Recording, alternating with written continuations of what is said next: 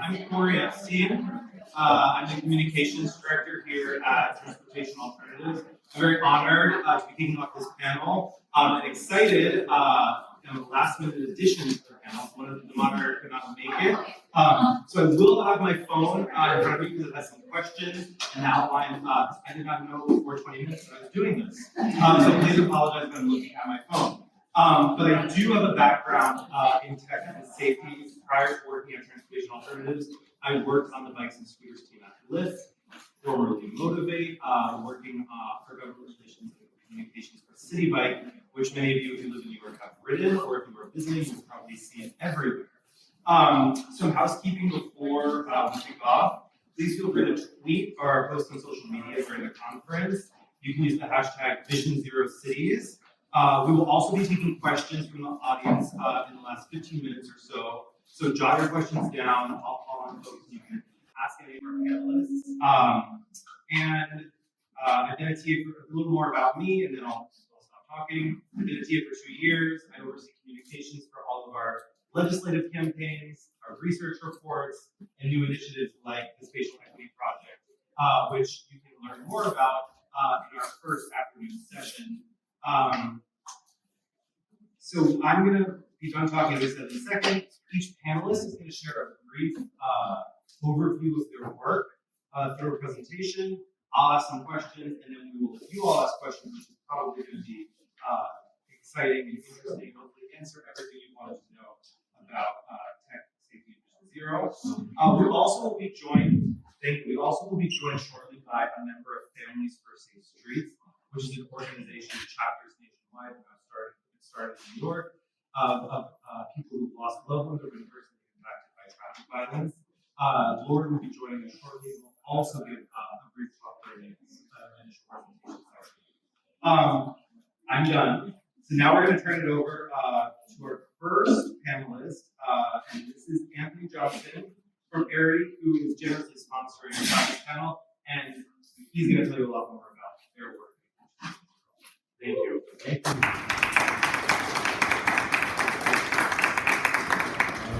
Good morning, everyone. So delighted to be here. I came in from Houston. A lot cooler here than it is down there. So nice to have a break in the weather. But I'm just going to take a few minutes to talk about who we are in Arity, where we sit or where we fit in this space of Vision Zero and trying to contribute to the goal of that initiative. So, first of all, who is Arity? We are a mobility, data, and analytics company focused on making transportation smarter, safer, and more useful for everyone. We are a wholly owned subsidiary of Allstate Insurance. So we're born out of the auto insurance space. So what's the Arity difference? I know there's different sessions taking place today. Even, the opening session by the mayor and talking about data. I mean, data's everywhere, right? And there's all kinds of data sources that are out there that are related to public safety, right, road safety, transportation, etc. So what makes Arity even different from any of these other data sources that are out there? One being, we have the world's largest driving behavior database tied to insurance claims. So over 45 million active telematic connections. And what that means is, a significant amount of our data comes from mobile devices, right? So your smartphone, mobile applications. And so these are drivers essentially that are on the road, driving across the U.S. Over 65% of that data is coming from our arterial roads. So that's a really big thing there because we're focused on the individual driver, right? The passengers, the individual drivers, not so much the commercial drivers and fleets and things of that nature. And then lastly, 930 billion miles of driving data. And the data security privacy is paramount for us. This is, as you can imagine, very, very sensitive data because, right, the raw data is being captured coming from, right, an individual's mobile device. You know where your trip started, right? So it could be your residence and where your trip ended, which could be you dropping a kid off at school or healthcare facility, etc. So very, very sensitive data. So that's something that we're extremely mindful of. So, at Arity, in our focus right now, we see this as an unprecedented opportunity for, what do we do in the current time that we're in, right? And say, hey, to understand road safety, thank you. Understanding, right, again, how can Arity improve road safety? And we believe that comes in a number of different ways. One being understanding the value of that data, right?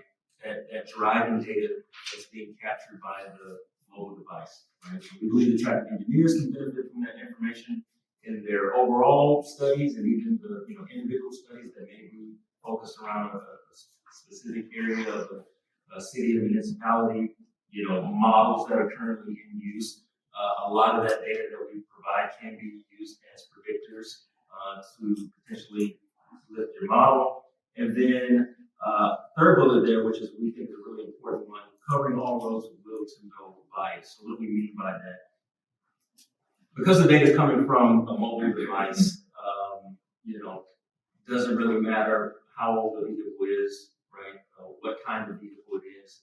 There's no bias in terms of socioeconomic status of that individual, right?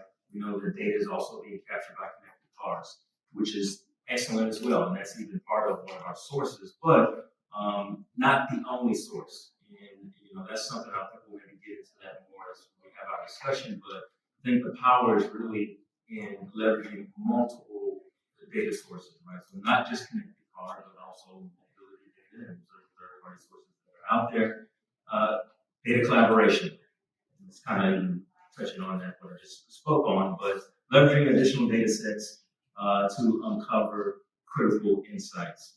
Identifying unknown contributing factors of risk, meaning that, for example, typical city, they're going to capture data in terms of how safe a road is. A big part of that is coming from accidents, and not just accidents, but the ones that are being reported.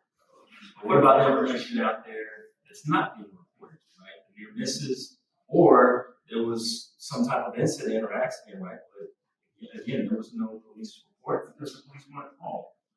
But still, information that's of value, okay? And then leading innovation, and we take responsibility as a part of this. But, we challenge the industry and partners and consultants that we work with out there to think outside of the box.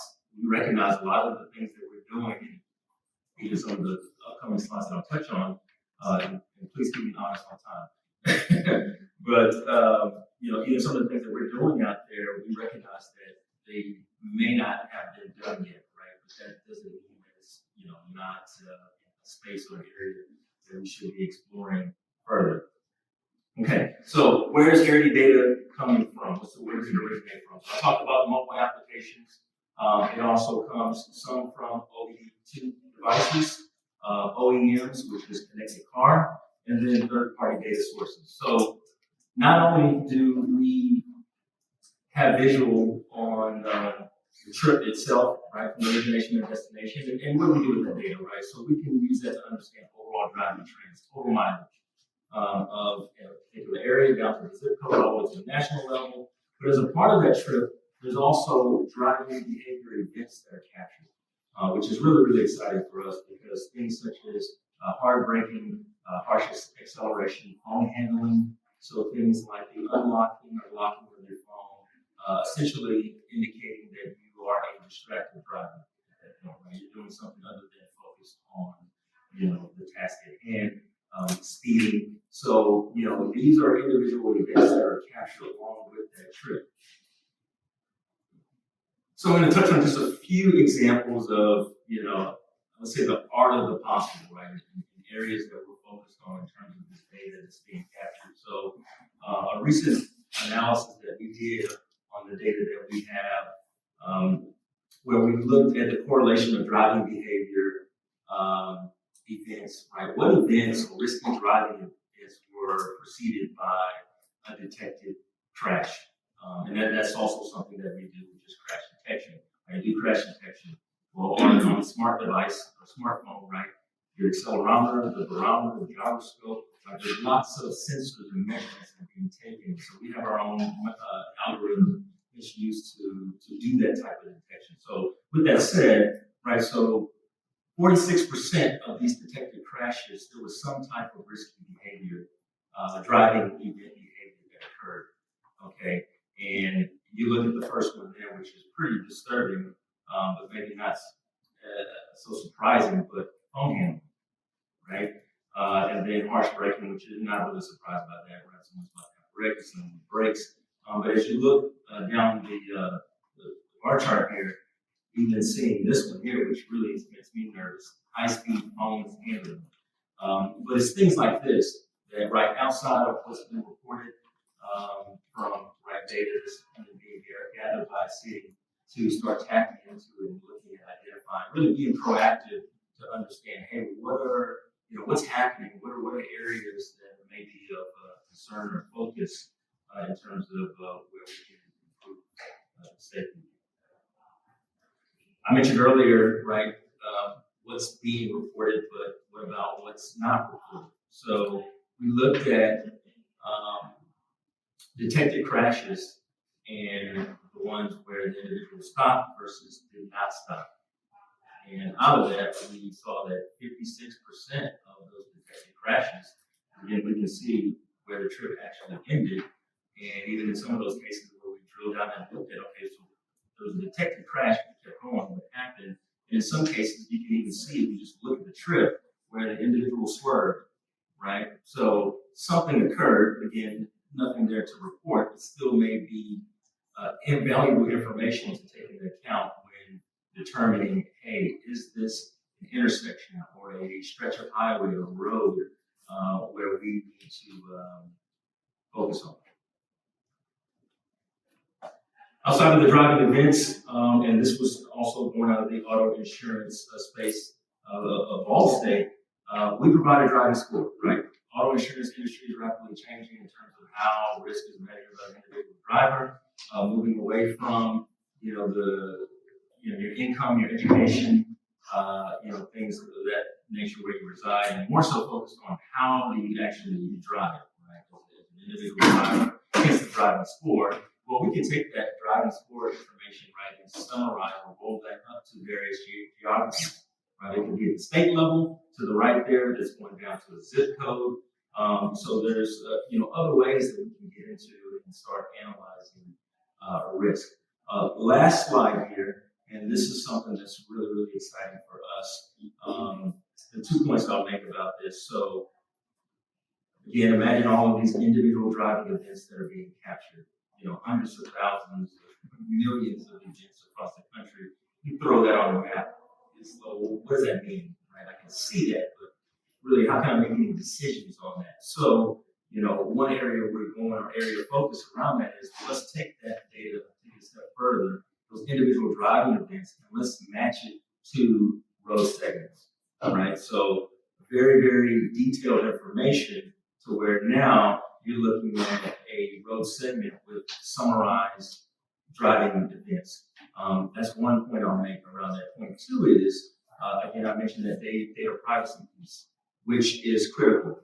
And for us, this is good because now we're protecting the privacy of the individual driver, right, where that information is originating from, but at the same time, not giving up the detailed information, right, the core value of what's being captured. So that was my last slide there. Looking forward to continued dialogue and discussion in this session. Thank you.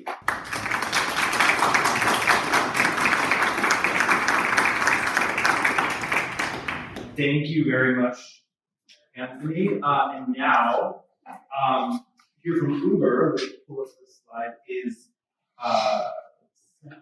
Christy Smith, who's the head of Global Road Safety Policy. Thank you, Christy. Good morning, everyone. I'm Kristen Smith, and I lead road safety policy for Uber. I think, like many folks in this room, I come from an advocacy background. I was a longtime communications director at the San Francisco Bicycle Coalition, so I know what it's like to have to pinch hit on the fly for things like this. And then I worked for San Francisco's MTA, where I help launch their Vision Zero efforts. I've been with Uber for about 4 years now, and as it says in my title, I do global work. So obviously I do a lot here in the US, but right now, for instance, I'm working on motorcycle safety in Latin America, truck safety in India, so really global remit when it comes to road safety. Great to be here.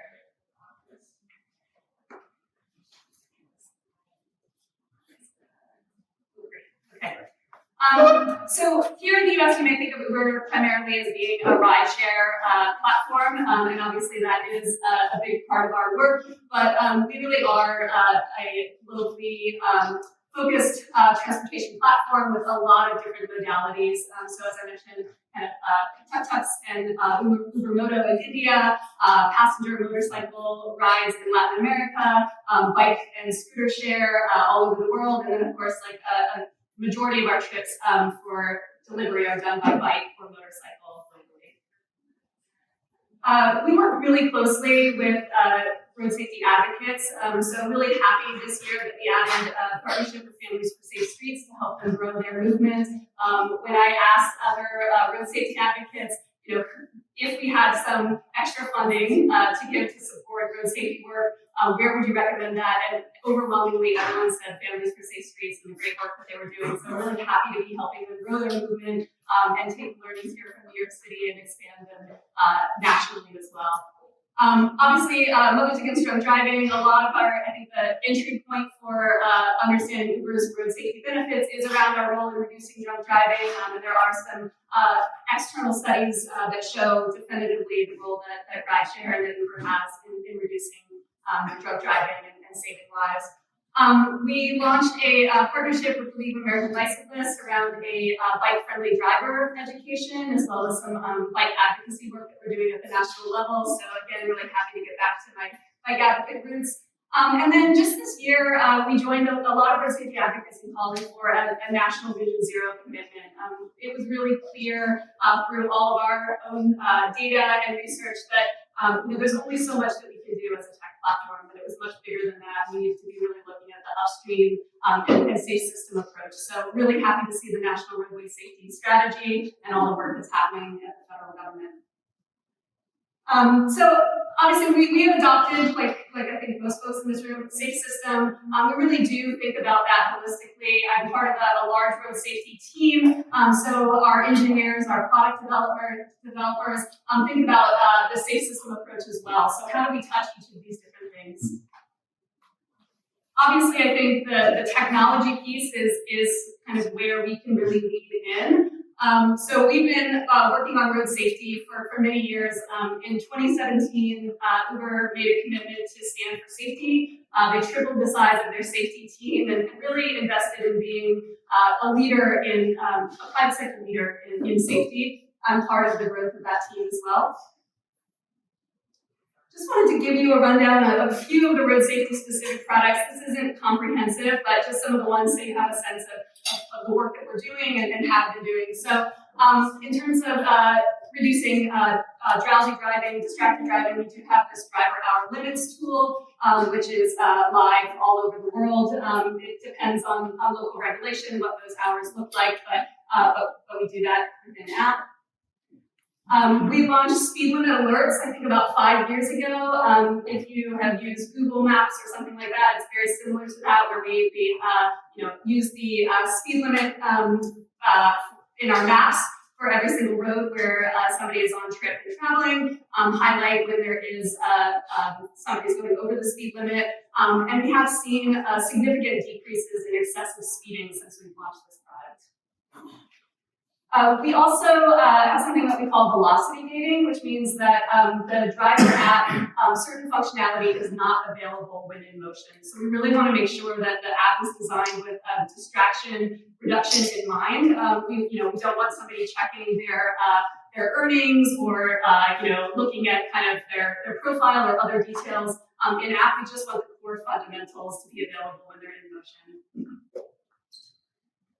Some interesting things I think we're doing right now is we're really starting to look at safer routing. So we're using aggregated data around kind of where are known unsafe spots within cities or what are unknown risky behaviors that are happening, and how is it that through our routing and mapping we might be able to mitigate some of that. So we're doing some interesting pilots right now around left turn reduction. We know that studies show that that is a risky maneuver, and so we're suppressing left turns, seeing if that's making a difference in terms of safety and really studying that.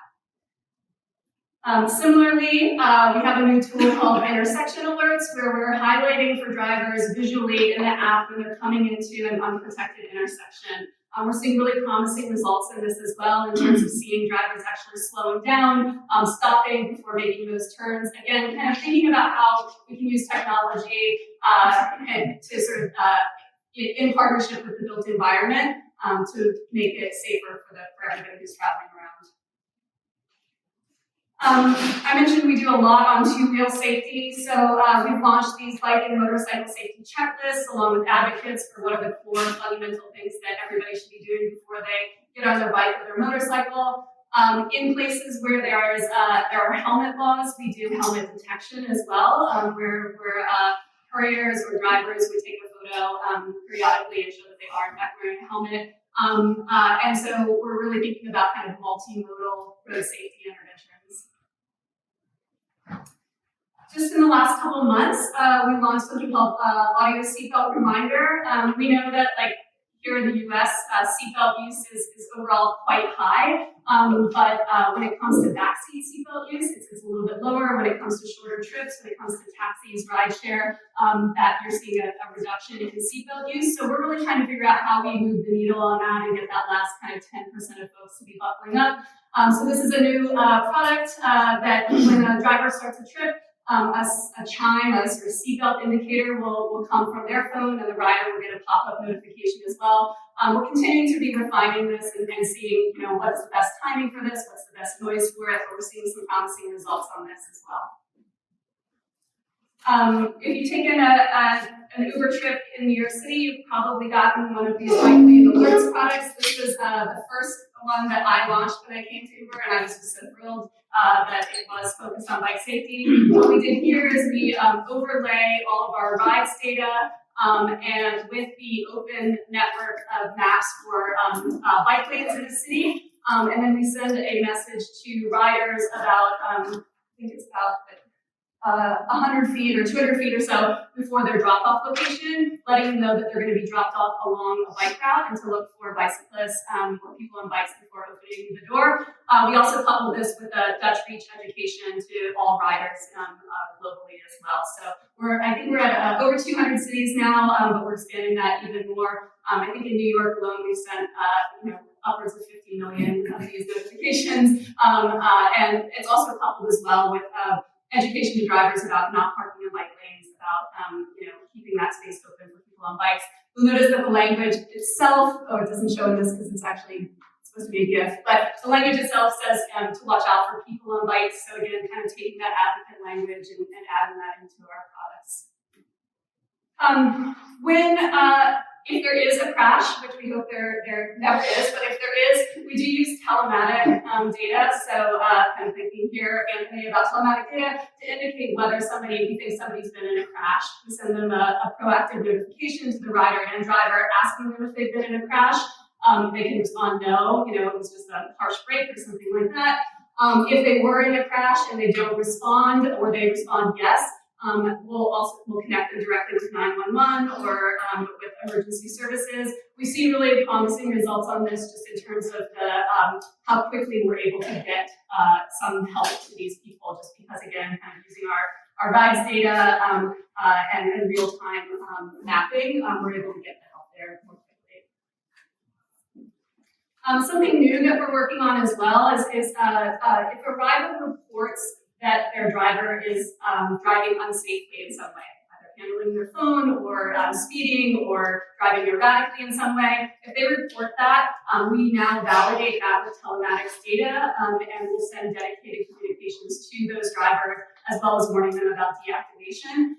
We're seeing really promising results on this as well, and we're trying to do this much more in real time. We know that sending something, just an education reminder, every few months doesn't make it, doesn't really change that behavior. But when we when we try to do it in real time or shortly after, we're seeing changes much more quickly.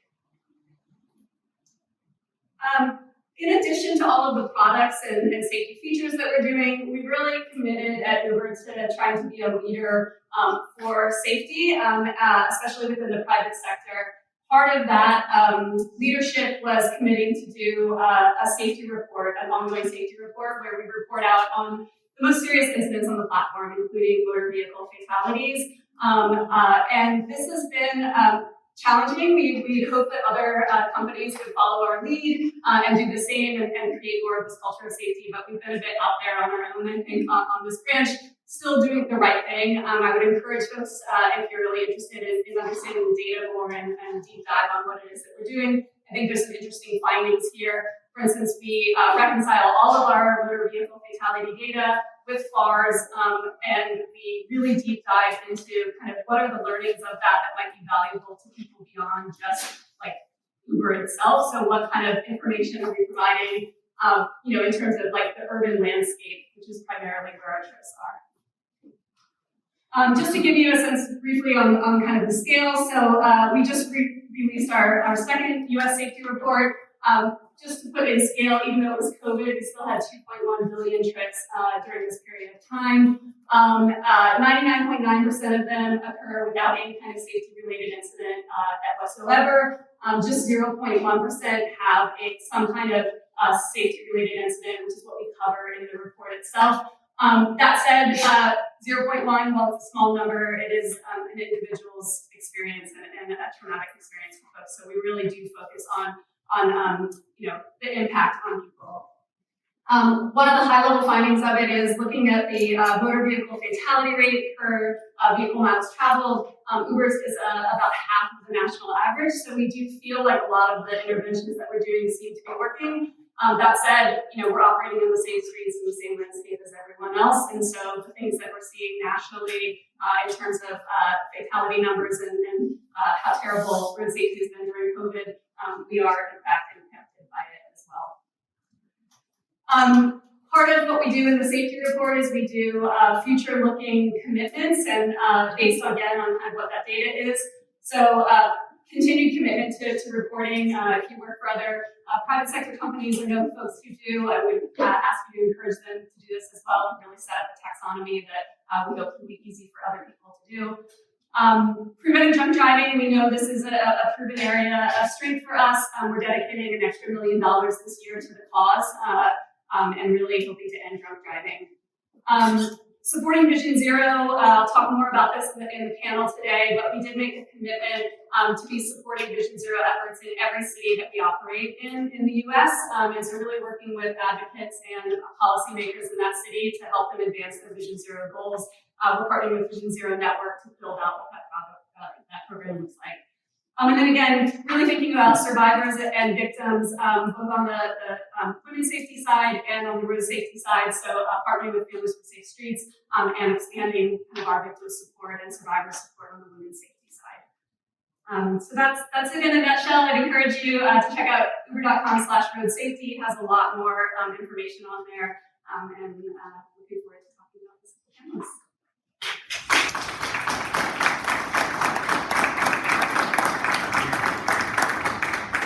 Thank you, Kristen. Let me pull up the next.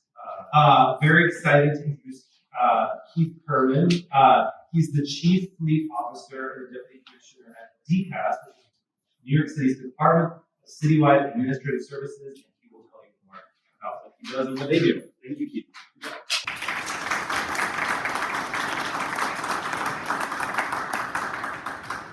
Okay, first, Anthony deserves more credit for acknowledging that New York City is cooler than Houston. The temperature is much lower here as well. Okay, so I'm Keith Kerman, the Chief Fleet Officer for the City of New York and Deputy Commissioner at the Department of Citywide Administrative Services. Thanks for welcoming me today. I know yesterday you heard from Kim Wiley-Schwartz at the City DOT. He talked about the design of the streets in the roadways, the work being done on speed cameras. I'm thinking about crosswalks, engine timing. So I manage the city's fleet. It's the largest municipal fleet in the United States. It's your fire, it's a diverse fleet, right? So it's not light duty. These are your fire trucks and ambulances, your garbage trucks, your sweepers, your bucket trucks, your emergency services, and your public works vehicles. We operate a remarkable 120 different types of on-road vehicle and now another 70 types of off-road vehicles. So we operate a little bit of everything. We're in almost every business. And what we've tried to do over our now 9-year commitment to Vision Zero is match what DOT is doing in designing roadways and trying to focus on what we consider an equally important part of the design of the roadway traffic design, which is the vehicles and trucks themselves. And thinking about how you can change their design, not just at a technology level, we're going to talk about technology, but also at a physical level, and we're going to talk a lot about that. So I do want to mention, though, we're all here to talk about safety, but in our world, sustainability is emissions and safety. And one of the biggest things we're doing is trying to go to an all-electric fleet. So New York City is committed to an all-electric fleet for most models by 2035. For emergency trucks, plow trucks, by 2040, we're going to need the market to advance to make that happen. Some of those models are not in the marketplace today or even being worked on. We're soon to publish a report called the Community Transition Plan with the United States Department of Transportation Focus on and talk a lot more in detail about what it's going to take to really do an all-electric fleet going forward and get into the weeds. But I'm happy to report we just exceeded the 4,000 mark in electric vehicles. Working on the next 1,000 as we speak. I think we're still the largest electric fleet out there, but I'm waiting for Ubers and Amazons and Hertz's, all of these announcements. So I'm looking forward to the day when that's not true, but I think it is still true today. All right. In partnership with US DOT, we've already been doing for now 7 years what we call, we have been doing these reports, so we're with you on that for Uber, what we call the safety transition plans. And we're trying to map out in a coherent way, in a regularly updated way, all the different ways you can upgrade safety, looking at what it has a return on investment today and should be immediately done, what might be a best practice, but maybe not for everything, what you should be studying and examining. We started with truck sidebars, and we'll talk more about that. We've been publishing safety transition plans for the city fleet. We published one for the commercial waste industry. We just announced very recently something we're very excited about, a safety transition plan in partnership with the 40 school bus companies that operate the largest school bus program in the United States, if not the world. Anybody else is trekking around 10,700 school buses every day, but I know we are. And to really think about, as we electrify school buses, making them safe. Simple things. Why is every school bus, or most school buses, designed as a conventionally designed truck? Conventional design means the engine's in front of the driver, means the driver cannot see the ground 30 feet from it. So a bus whose sole purpose is to transport young, small children is designed so the driver cannot see the young children. And it is completely preventable. I have pictures of high vision school buses, but they're out there in the marketplace. They're just not common. So we want to make them common, and that's something we announced recently. I know this is small. This is what the actual safety transition plan is. We have 3 categories. Tier 1, what we mandate.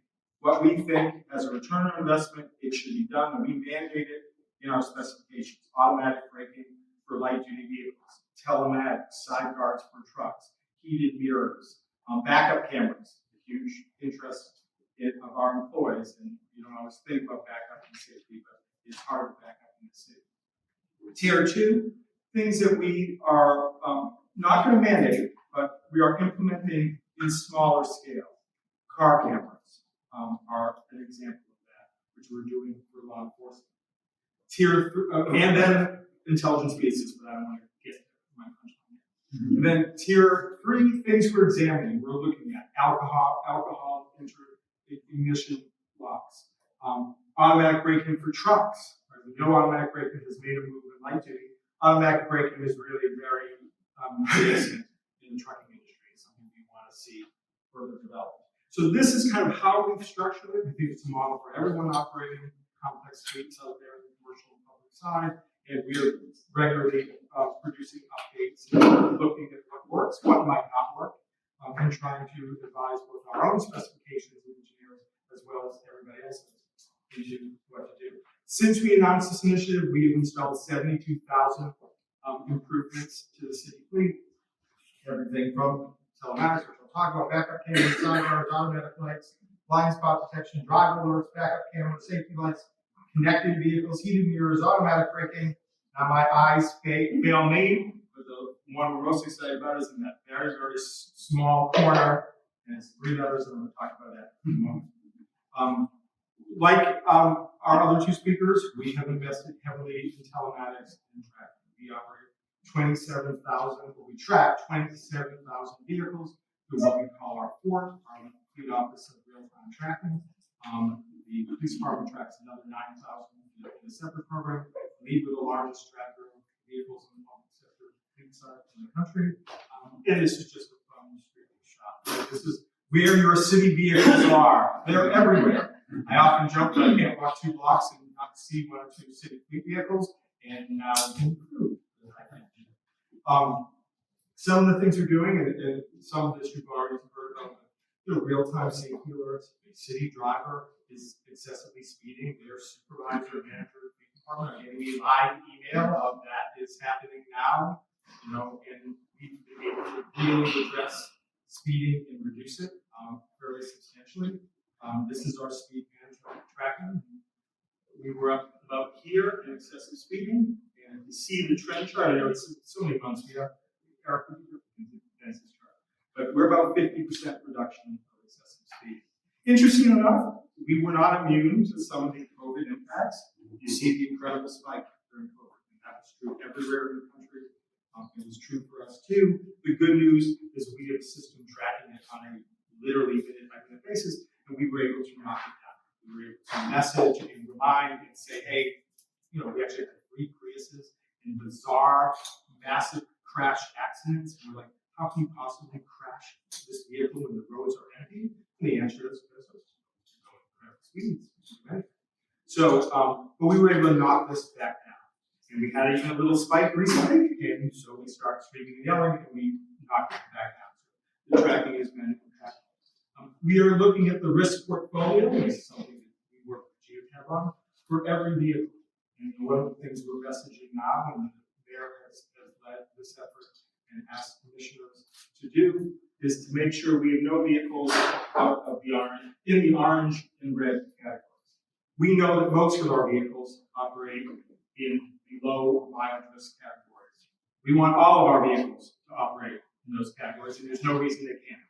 Right? So, I met with an agency yesterday, and literally out of 300 vehicles, they had 5 that were operating in, not in the high risk, but 5 in the medium risk. So we said, look, this is not hard. Go deal with the people who operate these 5 vehicles, and let's change those behaviors, and that's something we can do and show. We do get automated crash alerts. So if you're in a crash, we immediately get a report that allows us to immediately respond to it and be able to know what's going on a real-time basis. And that's extremely helpful for a lot of our crash investigation. If any of you are familiar with issues about getting event data recorders, information on cars, every car has a black box. Getting that data is incredibly hard. So we've been able to do the EDR through our telematics instead. It's actually great for theft prevention, not necessarily a safety issue, but that is an issue we are all dealing with. And we actually are recovering a lot of vehicles these days through that. So one of the other things we're doing with telematics, which we think is core to safety, the safest vehicle on the road is one that is not on the road. And we are trying to reduce the size of the city fleet, and Mayor Adams has asked us to lead that effort and to knock down the number of cars and make sure that we only have the number of vehicles that we need, no more. I try to argue no less, but no more. And as much as possible, get city employees into public transportation, out of cars. If you can do a Zoom meeting and not drive, do that. And so we announced the reduction of at least 855 vehicles. Not an easy process, I'll admit, but we're going to get that done. And we think that's an important part of So one of the things, I think all of us have talked about speed management and telematics. Come on, we're trying to take that next step. How about speed management at a physical level, meaning speed governance? So we launched, when we were out in Commissioner House in August, our first intelligent speed assist pilot program and initiative. This is active intelligent speed assist, so this is not kind of just we give you an alert. The vehicle through our telematics is tracked, and we know what the speed limit is wherever that car is. So if you're on Brooklyn Bridge, it's 25 miles, or the FDR, it's 40. If you then attempt to accelerate over the speed limit, the car just doesn't allow it. So it is a speed governor linked to the speed limit wherever you are. And so we've launched this initiative with 9 different agencies across 13 different types of vehicles. And it's a very new technology, right? We've been working on this for a number of years. Families for Safe Streets and others asked us to do this. And we had a tough time finding this technology in North America. Not so different from what I'll talk about in sidebars, where we more or less had to invent the industry in North America. But the fact is, it works. I'm going to show you some information second. Nobody's seen. And this, we do so much work on talking enforcement, we talk about speed cameras. Well, if the cars just don't speed in the first place, and you can save a lot of that other effort. We know the technology works, so this is some initial preliminary results. We're going to talk a little bit more about this on Tuesday when we do our own forum. I choose that. But some, just some information. We've already operated 66,397 miles on active intelligent assist in the city. Light duty vehicles are about 77%, medium duty 5%. Interestingly enough, we are piloting this on heavy duty vehicles as well. There will be longer term, more technology advancement before we could go kind of crazy and put them in all heavy duty. Heavy duty, there is some work there, but we are testing. The vehicle traveled within the speed limit parameters set by DCAS is 99% of the time. Meaning 99% of all the miles driven is within the speed limit we are enforcing. What is the 1%? The 1% is the initial acceleration over the speed limit. Ours is an acceleration control system. It is not a forced braking system. We did that deliberately. We think forced braking is too abrasive for our drivers. It would be too, that could be rejected by fleet operators and the groups who represent them as being technology that would be hard to adjust to. So we, as opposed to force it, to install a brake upon you physically, we just don't let you accelerate. So if you're in a 25-mile-an-hour zone, you can accelerate up to 27, or use whatever that first acceleration. It then just won't let you accelerate again. It'll then just keep pressing the accelerator. I've done it now myself for many hours, and you're just not going anywhere until you're under. But we are keeping everyone speed. Interestingly enough, we've heard some talk about hard braking and hard acceleration.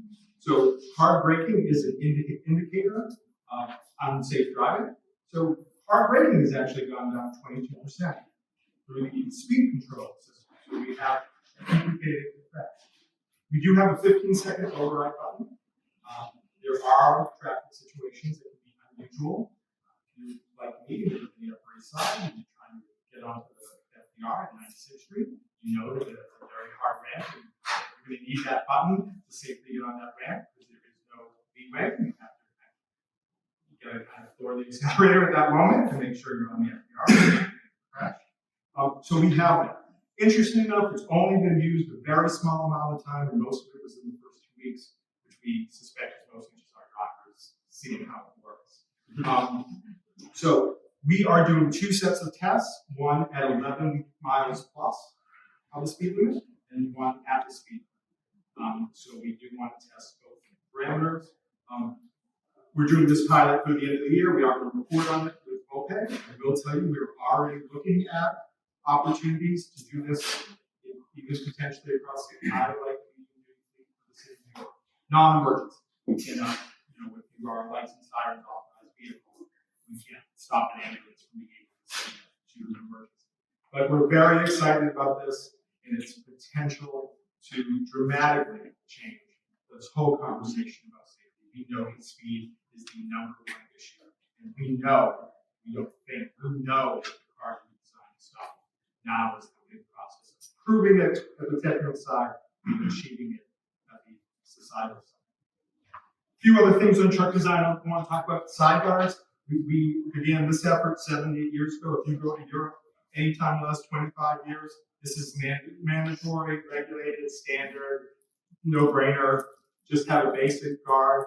If you all were following the news in the last week and a half, there was a horrific fatality in New York City involving a back tire. It was the one, and it was a horrible, awful death of the person. That was a back tire event. Never should have happened. It's an easy guard to prevent. So we've been trying to lead the way in New York. We have 2 local laws mandating side guards now on trucks for the city, trucks for the commercial waste industry, and now a new law that goes fully into effect on January 1st. And Rick Richardson, our deputy, and I are working very hard on bureaucratic aspects of doing something in contracting in New York City. But we will have our city contractors, construction contractors, fuel companies, auto parts companies, all will have to put on side guards. And that is going on all the city contracts starting next year. We've been doing a lot of work. We just finished our public hearing, which was published last week, and the new public rules. We are another thing we're doing is looking at the whole issue of visual impairment for trucking. We have a lot of truck drivers in New York City, and they do tremendously important work. They're the ones who are responding to your fires, who are picking up your garbage. It's a tough job. Trucks are designed so you can't see in front of you. So we're trying to do 2 big things to change it. One, where we can't change the truck because we own it and we have it, is put in surround cameras, giving tools so you can see all around the truck. It's not perfect technology because there is a trade-off between the distraction of looking at the camera and the distraction in the roadway, but we think it's a tool that can help this situation. The other really important thing is we need to change the trucking industry and design high-vision trucks in the first place. And we've been partnering with Volpe on this. They're traditionally called cab over, but cab over is really not the high-vision we want. This is a chart that Volpe did. They did a kind of simulation study about vehicles, some designed as traditional with the obstruction, some designed as high vision. And more or less in this study, almost everybody dies in the conventional truck, and almost nobody dies in the high vision truck. And it's not complicated. You do not have to be a PhD engineer who happens to be leading this study to understand it. In high vision, you can see the ground. The conventional, you can't. And so we know the trucking industry is designed high vision trucks. It's not new technology. They just don't. This is just, we want those, not those. I do want to mention one thing, it may come up in the presentation, but one of the major things we're trying to do is anti-technology. We have banned for a number of years handheld texting, of course, which is law, but also hands-free use of the phone for drivers. So I'm talking to all of you now. What am I not doing at this moment? I'm not driving a car, but it's perfectly legal in the state of New York for me to say, could you give me a minute? I'm going to go in my city car, I'm going to put you on speakerphone, I'm going to continue this presentation. That is a perfect, I'll drive around the city, I'll drive around Washington Square Park and Union Square Park and see what happens. That is a perfectly legal thing for me to do in the state of New York and perfectly legal. So we don't think this is the issue with phones. We think distraction is the issue with phones, so we barred hands-free and handheld. And we think there's an argument to do that everywhere. So the last thing I want to invite you to, if this is a good teaser on fleet safety, we do have, you could call it, I guess day 4 of this forum, but we do have our own fleet safety forum. It's the first time we'll be back in person. We've done this for 6 years, but the first time we'll be back in person on Tuesday at Flushing Park at the Queen's Theater from 8:30 to 1. We'll have continental breakfast, we'll have a nice lunch, and a lot of important discussion focused on this fleet area. So with that, I just want to thank you for everything you're doing. And for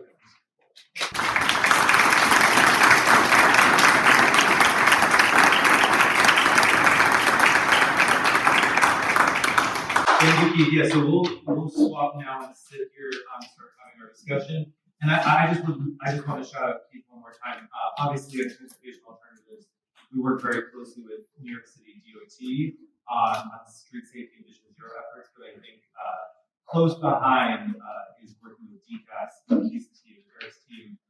They've been very transformative, very forward thinking, and really great partners for Vision Zero for the city of New York. So just one more round of applause for all of work.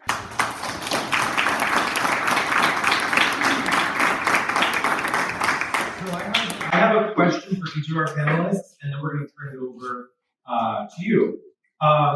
Let me start, we'll go in reverse order. Keith, you're top of mind. You talked about the Sideguard program, you talked about the high visibility program. Obviously, these would have to be programs working with private manufacturers. And I was wondering if you could share any success stories about how DCAS has worked with the private sector on Vision Zero. Sure. Right off the bat, truck sideguards. We started the exploration of truck sideguards and families for safe streets and transportation alternatives. Absolutely encourage that. I think the first one of these I came to, someone mentioned sideguards, and I wasn't totally familiar with what they were talking about. So they started tweeting me not so politely. I was so appreciative of that, but I didn't learn about truck sideguards. And so when we first started, there was one company in Canada that had a truck sideguard. It wasn't really a safety sideguard. The company was called Airflow, and I think they sponsored this event before. And it was really about airflow savings for trucking. And we went to them, and that's how we launched, right? So we now have 6, 7 certified companies just through DCAS, both, and there's both the supplier of the sideguards and the installers who are certified. But the OEMs are now doing their own, right? Max and Freightliners are all doing their own companies. So we've more or less created this industry in the U.S. And now we do have other cities in the U.S. who are adopting sideguards. There is draft federal legislation on sideguards. NHTSA and NTSB are starting to look at rules for sideguards. So there's a case where we're able to work with industry and create and launch. ISA, I would tell you, it may very well be the same. It's also a Canadian company that we've discovered. But what's interesting is when you make an announcement like this, how many companies come out and say, "Oh, we have an ISA product. Oh, hey, we need to meet you." So the same type of dynamic. On high-vision trucks, it is more challenging. Now you're talking about retooling how you design the truck. We're retooling your manufacturing of the vehicles. But we have been meeting with all the major manufacturers, the Volvos, the Max, the Freightliners. We've been meeting with some companies who already do high-vision trucks out in England and in Europe, and who are now trying to sell their vehicles in the U.S. and think, "Oh, high-vision is interesting." So we are starting to make progress, not as quick as I'd like. I do understand that is a bigger lift, and that they got to retool their manufacturing. I will say that as we electrify, there's an enormous opportunity to do high vision at the same time, because you're removing the engine in the first place. Most of the batteries on big electric trucks are on the undercarriage. You have that opportunity to do it. It doesn't mean it's already always done. Our first 3 city-owned DCAS school buses are electric, but they are actually conventionally designed. That's not designed. So, we've made a lot of progress in some areas. High vision is one we're really pushing, and we do need all of you to push that up. I don't think we've just met with a lot of legislative representatives across the country. I still don't think people know what we're talking about. It's hard to explain, but I think it's still new in the safety community to push this topic of high vision. Thank you. Kristen, similarly, the work that Uber does for Vision Zero, I was wondering if there's any, again, success stories, policies or programs you've worked on that have been most successful, either public-privately, with the NGO sector, either here in the United States or any worldwide examples that most about you. Yeah. So we're pretty new now working on Vision Zero explicitly, but I think there's a few things that are coming top of mind. One is just our advocate partnerships. I think those have been really valuable. For instance, this week. Obviously, it's Pedestrian Safety Month here in the U.S. We partnered with different groups to get pedestrian safety education and content. And in terms of high visibility, we're sending dedicated communications to drivers of larger vehicles about the type of risks with larger vehicles in terms of pedestrians. So I think the advocate education angle has been really positive. What I'd love to see us do more of is how can we actually work together on improving the infrastructure and the space itself. And so, one thing that we did in San Francisco, you may have been following the big battle over opening up Golden Gate Park to, closing it off to cars and opening it up to people.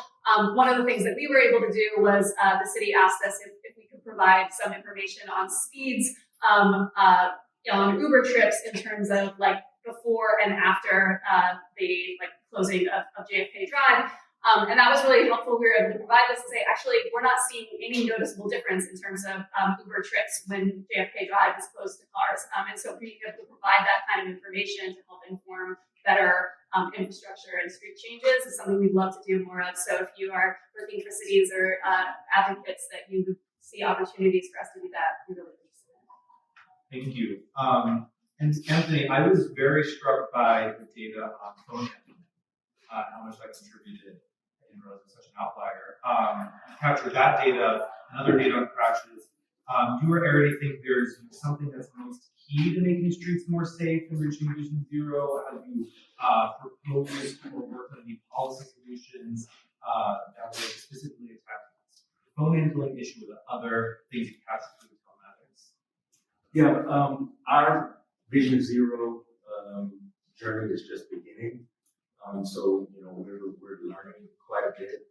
One of the things I talked about earlier in my presentation was around data collaboration. And we recognize, as useful and valuable the driving event data is, it's not a, be able to solve all of those solutions, right? I mean, pedestrian data, right? Data for cyclists and things of that nature is a big factor in that as well. So, we partnered with Michelin, and it's an example of that data collaboration piece, meaning that they have some of those missing components in terms of the pedestrian data from cyclists and things of that nature. So we work together to create a solution that at the end of the day, those decision makers that are in the public sector, managing public safety can make some actual decisions on.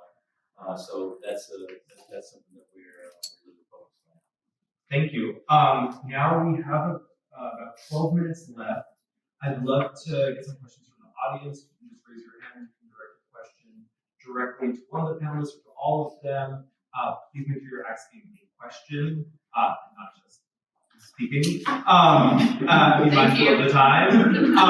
And finally, just introduce who you are and what board you are representing. So questions from the audience.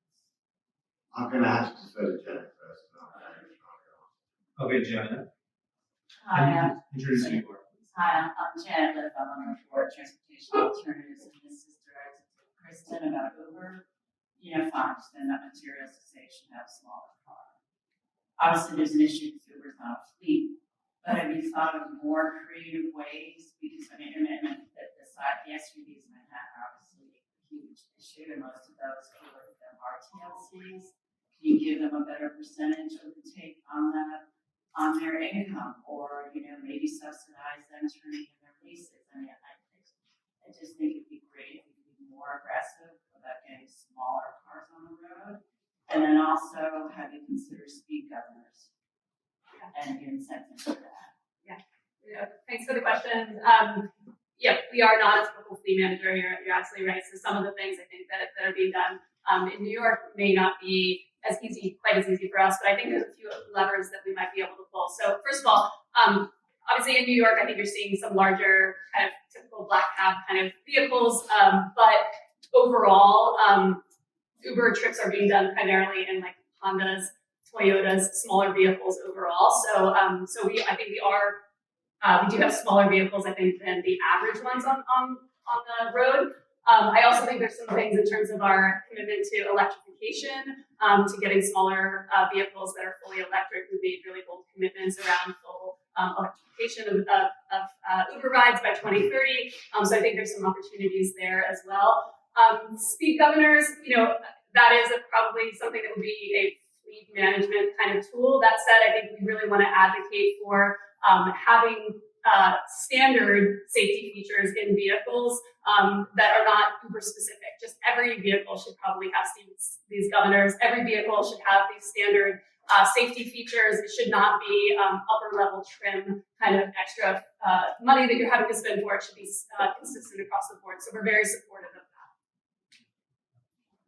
Yeah, hi, I'm Charles Morrison, Head of Services at Vision Track. You mentioned looking at highlighting DIY, so driving. What kind of technology or process are you looking at there? Yeah, not really technology. Just the service itself has been really proven to be reducing drunk driving. There's two studies that came out. One was in JAMA around Uber's direct role in the city of Houston pre and post Uber's arrival in terms of reduction of drunk driving, DUIs as well, and serious motor vehicle crashes that were related to alcohol in some way.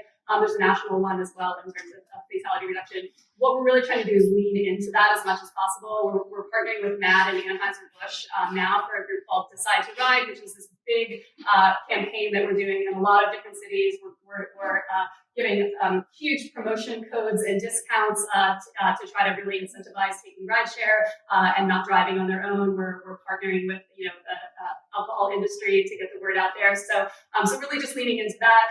We're definitely also supportive of technologies that can reduce drunk driving as well. But I think just by its nature, our services are already having that effect. Additional questions? Hi, John Meyer from New York City. I work for one of the community boards in Queens. This is for Keith. How much is DTAS looking at smaller emergency vehicles? We have some of the biggest ambulances on the street. We have really huge fire department trucks. That there are other technologies out there that can bring those down. Well, certainly, one of the things that we launched on the police car front is the Mach-E as initial. We have to do a lot of work to assess it in the police department as the Mach-E. But we have introduced a little more than 200 Mach-Es for law enforcement across multiple agencies, so 148 in the New York City. Keith, can you just define Oh, I'm sorry. Sorry. Do not follow Yes. the electric car. It's the Ford Mustang Mach-E. It's an all-electric vehicle, and it's a crossover. It's much smaller than the Interceptor SUV hybrid that is our current vehicle. So certainly, and of course, it's all electric. So certainly, if that proves to be a long-term viable vehicle for the police department, then you're talking about not just an all-electric vehicle, but a smaller footprint vehicle. And the police departments are largest. Obviously, fire and ambulance services, we have to work with and do work with the fire department who meets the specifications for those. They have extraordinary demands on what they have to do, and they have to have the equipment that can meet those purposes. So, certainly we talk to them about specifications all the time. We're talking to them now about trying to find ways to have more fuel efficient trucks, and that's very new in that area. But we have to also make sure that we provide them a truck and an ambulance that can perform those missions. So that's a little bit. There are some complexities. My name is Kat. I'm from Nashville, and I'm professor for Mr. Anthony. Have you run into any issues when it comes to data privacy? And because this is such valuable information. I think in the South, one of our biggest issues is, or contradictions we will say, is like, well, how much are you serving us, right? And then not only that, but then the possibilities of vulnerable communities like undocumented communities being exposed by that data and what happens there. So I'm just curious if you run into any of those issues, or state governments perhaps wanting to access that data, or from federal government. That's a great question, and I wouldn't necessarily say issue, but definitely a challenge and something that is always at the forefront of how Arity is conducting business. We're GDPR and CCPA compliant, and even coming from the auto insurance space, every state we got to adhere to what their laws are around that. Beyond that, well, a couple of things. One, so a lot of this data I mentioned is coming from the mobile devices and mobile applications such as like Life 360 or Weatherbug and Gas Buddy and so on. So anyone that's using those apps, there is an opt-in to participate, in essentially this telematic program was running or tracking the data. But also internally, our operational excellence and legal teams, Dave, who I work with, is part of Arity Sales. We, have very, very in-depth discussions, on a regular basis in terms of because not just even the data that we're talking about and, what potentially we would sell, but how's it going to be used? To your point, so yeah, to want to acquire, trip data to, like you said, for, policing purposes and things of that nature. The data is not used in that way. And even one of the slides that I had earlier, and looking at an example of taking driving events and summarizing or aggregating that to the road segment, that's the direction that Arity is going. So yes, while we have this, raw trip data, beyond the walls of Arity, it will not see the light of day. And, our engineering and analytics teams, that's the challenge that we've taken on, even the partnerships and conversations that we're having with the Michelin of the world and so on. It's like, okay, right, again, we're sitting on this extremely valuable data. How can we innovate and, maintain the value of it without compromising the PII, right? The privacy piece. So, that's what we're Thank you. We have time for one more quick question. Anybody has something? Yes. So a question for Keith around the what do you think sort of the role of public perception and human behavior around eyesight technology and so forth? It almost seems like that is the greater hurdle. And when you were mentioning about clearly it's not going to be in ambulance police cars and the similarities are taking just pricing like any type of large policy behavioral shift and something like that I can see being a talking point that is used all the time. What about ambulances? People are going to die and so forth. So is there a strategy and a plan as the piloting goes forth to sort of aggressively counter that narrative? Well, a couple things. First off, on ambulances, right, on police cars, through state traffic law, they are legally allowed to speed to emergencies. I'm a heavy set, overstressed guy, so someday I'm going to plug people's ambulances rushing through the streets, and I'm going to put an ISA so they can't get to me.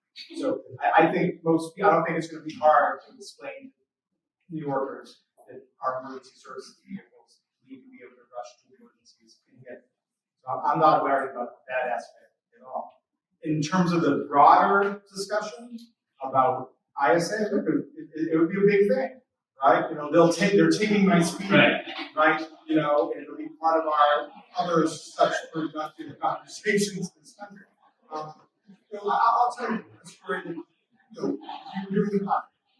And I'm not in what agency, what division, but an agency and division went to Eric and said, "Oh, you can't put this in my vehicle because I won't be able to go, quickly when I need to." And he said, "Well, you realize the speed limit is state law, and all we actually will be keeping you from doing is breaking the law." They said, "We know that, but we don't want it." And we said, "Well, as part of our initial 50, we maybe can work with you, but as we move this forward, that will not be a conversation." So, but it's going to be a big thing. And one is going to be the practical rollout. So let me go first What are we trying to do? We're trying to prove the technology. We're trying to introduce the technology. We're trying to say, there is this technology. It works. We're using it. We're going to roll it out larger. So first you have to establish the baseline. This thing exists. And by the way, we're doing it in volume. By next year, we'll be in the hundreds of thousands of miles, millions of miles. And it's viable, it works, it's safe, and it achieves its purpose. You then have to look at how can we grow, right? One is the national discussion. Our program was on CNN last Monday, and so that has already begun. We can look at where we might mandate it, like roll it out, as we've done other types of initiatives like sidecars, like diesel particulate filters, like biofuels. There are some opportunities for us to kind of require it. We can advocate at state and federal level to push it. So there's that whole process. This would be very impactful technology. Now, Europe is mandated, right? So we've already seen Europe go to that and likely be able to require to have it. Interesting note about our technology. In Europe, you have to have it in the car, but you can disable it. The driver doesn't have to use it. You cannot, ours is a fleet technology. Once it's on your car, there's going to disable you. 15 seconds you can disable it. That's it. The driver doesn't get to turn it off. But so we're starting to try and do it nutrition. I will say, it'll be a big issue to do. Right? On one hand, tremendous potential benefit in terms of safety, in terms of controlling animal rates. We all know it'll be a big cultural shift. Absolutely tied to some of these other issues. And the last thing I'll say, because I experienced it, there is also going to be a transitional period. Right? So I'm driving in the Brooklyn Bridge, and I'm going 25. So what's happening? The entire lane in front of me is emptying, and everyone's behind me is beeping me and passing me. And I joke I should press the hazards because I'm a disabled vehicle. What's my disability? I'm driving the speed limit. So there is a transition, and it's not totally untrue. Driving outside of traffic can be an issue. So, this is a big thing. Our first step, introducing, proving it as a technology, but then it's going to take everybody in this room, to kind of move this forward. And if you didn't see the CNN piece, it's a really good CNN piece. I'm going to say. Thank you all very much.